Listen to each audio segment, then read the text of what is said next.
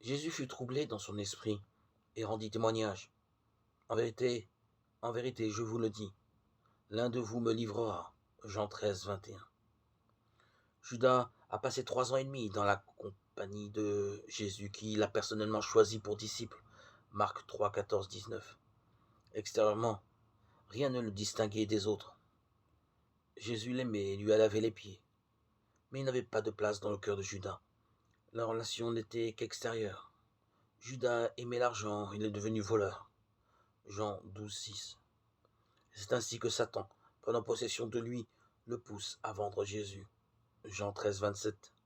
Tout en l'appelant hypocritement maître, Judas donne à Jésus le baiser de la trahison et le livre à ses ennemis pour 30 pièces d'argent. Marc 14, 45.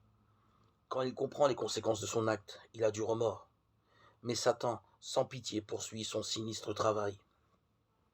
Après l'avoir conduit à cet acte terrible et irréparable, il pousse sa victime au désespoir et l'amène à se pendre.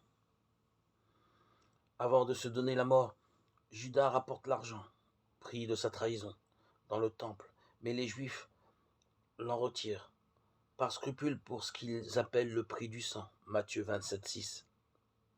Ils achètent avec cette somme le champ de sang, qui deviendra un cimetière pour les étrangers. Fin sinistre pour l'argent du traître, qui ne lui aura même pas profité. La fin de cet homme que Jésus appelle le fils de perdition, Jean 17, 12, est horrible. Après avoir été l'esclave de Satan pour livrer Jésus à ses ennemis, Judas se pend.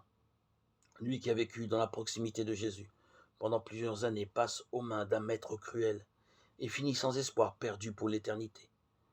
Simon-Pierre, son condisciple, s'attache à Jésus, le meilleur des maîtres, et le contraste est frappant.